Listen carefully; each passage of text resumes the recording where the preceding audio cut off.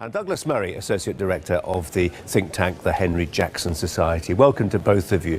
Dawn, if I can start with you, I mean, the strong suggestion is that before that drawbridge comes up, human nature being what it is, there will be a rush to beat the deadline. That's going to happen, isn't it?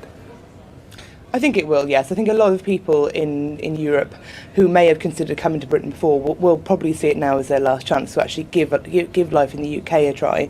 And I think Dermot Moynihan was completely correct in that clip there, that David Davis, the fact that he says that there will be a point at which they will cut it off has, of course, caused that anxiety in a lot of people. But I think also a lot of people will be very, very concerned about what their immigration status is when they're already in the EU. I have a lot of friends from the EU who've moved here, they're my age, they work, and now they're very, very concerned over whether or not they can stay here, whether or not their partners can stay here, whether or not it's actually worth working in the UK for much longer. Dougles Murray, we assume there'll be a rush to beat the deadline. What we do know from experience is it's notoriously difficult to actually predict numbers. We think back, for instance, 2004, the Home Office had that study suggesting how many EU migrants would move to the UK. I think it was in the low thousands. We ended up with hundreds of thousands. Absolutely. It's very unpredictable, and governments make huge rods to their own back whenever they claim to know what is going to happen in migration terms.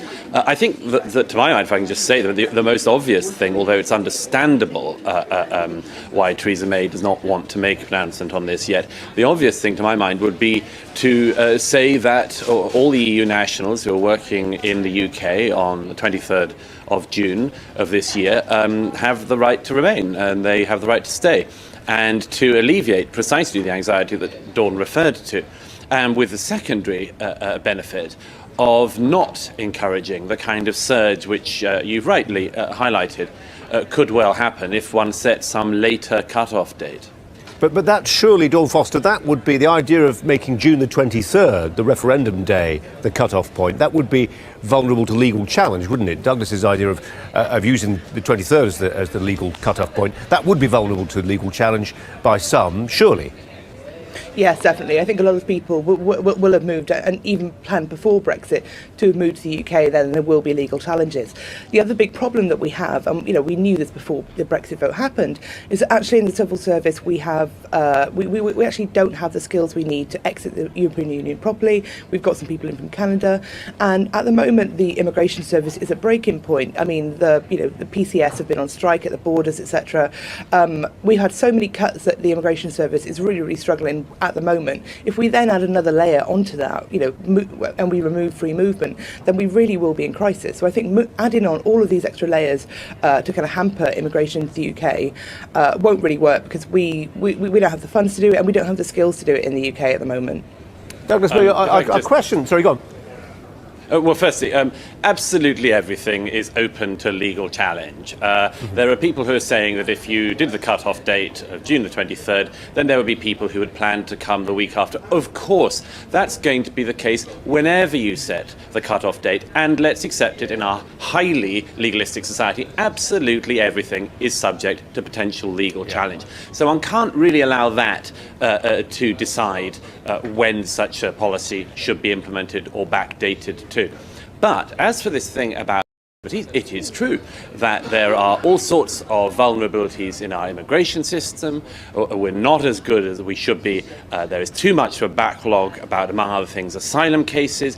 There is too much of a backlog on a whole range of things, and too few people who are found not to have the right to remain here are remaining here. So all of these things, I agree with Dawn, we should have better investment, and we should be able to, for instance, return people who should not be in the UK. I agree with that. However, of course, one has to remember that the vote of the British people on the 23rd of June was to a very great extent about immigration, and about one thing in particular, which is about the right of the UK to decide our own border policies, and the right of the UK people to vote for a UK government that reflects and answers their wishes. And then, if they fail to answer our wishes, our right to vote them out.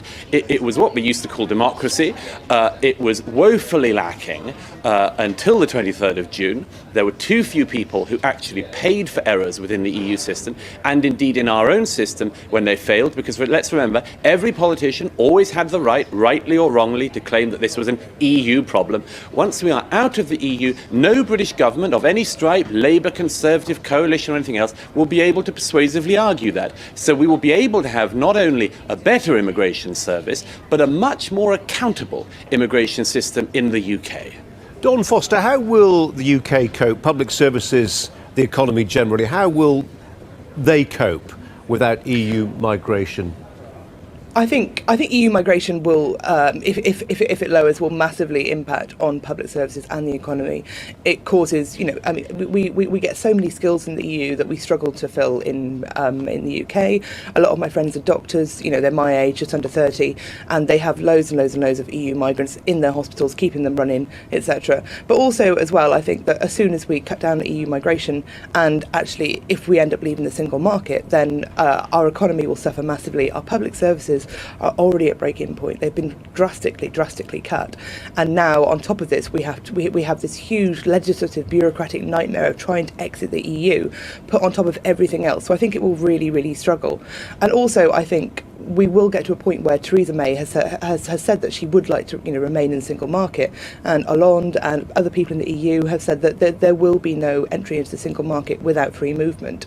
And I think at that point we reach a real struggle, because on the 23rd of June most of the people who voted for Brexit were voting for the end of free movement, but will now have to contend with the fact that that will also massively hurt our economy. And Douglas, nature abhors a vacuum, doesn't it? And if those jobs that we're talking about are not being done by EU migrants, then chances are they'll be done by non-EU migrants, which might not go down well in certain parts of the country. Oh, quite. I mean, that's a very important point. I mean, it's very important that the government does not think that one of the things that the British public called for on the 23rd of June was limiting immigration, but limiting immigration by stopping Parisians being here. That really isn't the question, it would seem to me, and it's very important that the government hears correctly what I think the British people were asking Douglas, for. But very quickly, Douglas Murray, I'm afraid You didn't frankly have the balls to put country before party.